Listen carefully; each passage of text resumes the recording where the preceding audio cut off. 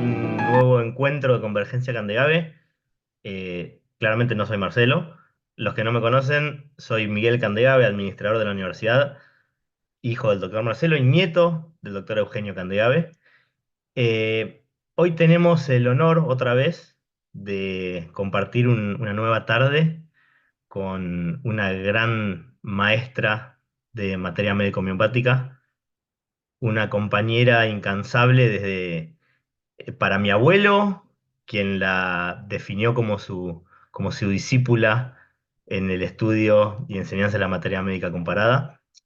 Alguien que nos acompaña desde siempre en la universidad, desde el minuto cero, desde que era simplemente una idea de ver cómo podíamos llegar a más gente.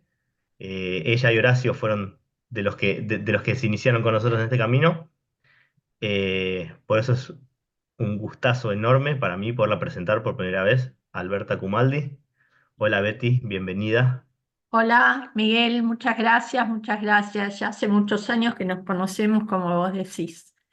Bueno, igualmente agradezco poder ocupar unos minutos del espacio de convergencia, un espacio muy interesante. Y bueno, y yo siempre me hago preguntas y dentro de las preguntas me surgió entonces este tema, ¿no? De algunos medicamentos del antagonismo y cómo vive cada uno de ellos, porque lo importante, como decía el gran Eugenio, es cómo vive cada uno de ellos, ¿no? Y bueno, y a raíz de eso, entonces voy a empezar diciendo que este tema del antagonismo, los homeópatas todos lo conocen, algunos lo tomarán como síntoma, pero lo que quiero aclarar es qué significa el antagonismo, ¿no? Porque el antagonismo implica una lucha, implica una controversia, implica una oposición, implica una discrepancia, que se produce ¿dónde? En el interior, una lucha interior que tiene el paciente. Entonces, esto es importante porque tenemos que diferenciarlo de lo que puede ser la polaridad, porque hay medicamentos que tienen polaridad, por ejemplo, como positronium, que podemos encontrarlo en un polo de luz y en un polo de oscuridad, con los síntomas que corresponden a cada uno de los extremos.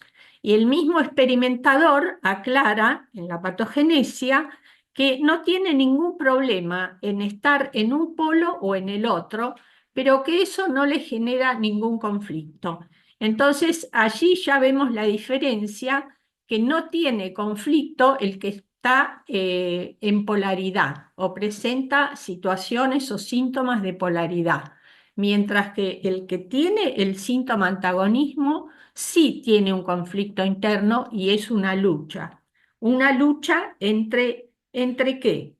Entre, en el antagonismo hay una falta de integración entre lo afectivo y lo intelectual, y entre lo instintivo y lo moral, y entre el pensamiento y entre la acción. Entonces, si esta falta de integración llega a extremos muy exagerados, puede llegarse entonces a lo que se conoce desde el punto de vista clínico, cuadros de esquizofrenia. De todas maneras, ahora, a ver, voy a compartir la pantalla. Perfecto. Bueno, Ahora sí, gracias Betty.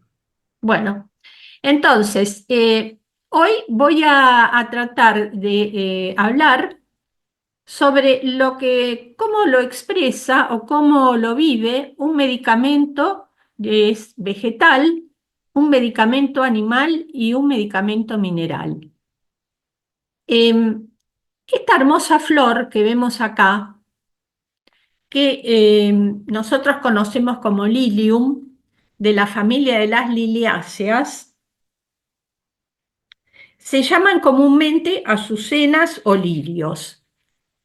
Lo interesante es que ya Dioscórides la la conocía y la utilizaba, sobre todo para aplicar sus hojas sobre las heridas, sobre las quemaduras y sobre las mordeduras de serpiente.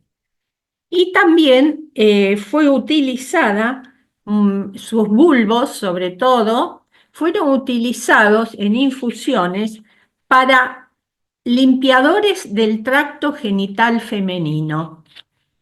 Entonces, los antiguos herbolarios ya conocían digamos, un poco el tropismo de este medicamento, que tiene mucho que ver efectivamente con el sistema genital femenino.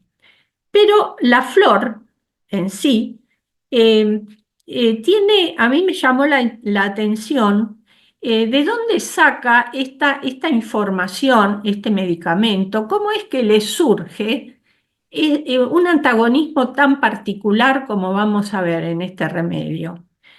Siempre esta flor, la azucena o lirio, fue utilizado como atributo especial de diosas mujeres. Ya desde la religión minoica, en la antigua Creta, se consideraba que era un atributo especial de la gran diosa minoica, y después pasó a ser también atributo en la mitología griega de la diosa Hera. Pero ¿qué pasó? Cuando con el tiempo llegó la religión católica tomó esta flor que implica, como dice, como vemos allí, pureza e inocencia, fue tomada como símbolo de la Virgen María y como símbolo religioso. Esto, digamos, es en cuanto al tema de inocencia y de pureza. Sin embargo, nosotros podemos encontrar que hay acá también una oponente, que es la que se utilizó como lirio o flor de Lilith. Y Lilith era digamos, en la tradición, en la cultura judía, a veces la utilizaban como concepto del mal ligado al erotismo femenino. ¿eh? Así que tenemos estos dos aspectos ya desde el punto de vista de la flor, uno que es la pureza, que es la inocencia, y el otro que tiene que ver con el concepto del mal ligado al erotismo femenino.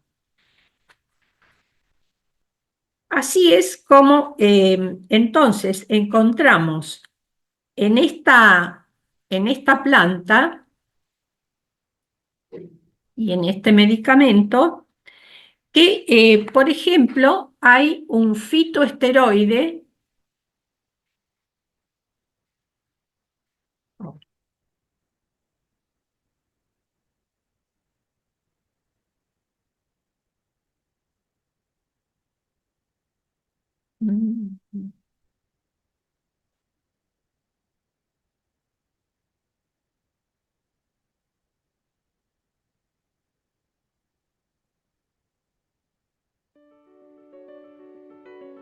La planta tiene un esteroide, una fitohormona, que es la diogenina, que se utiliza precisamente para la fabricación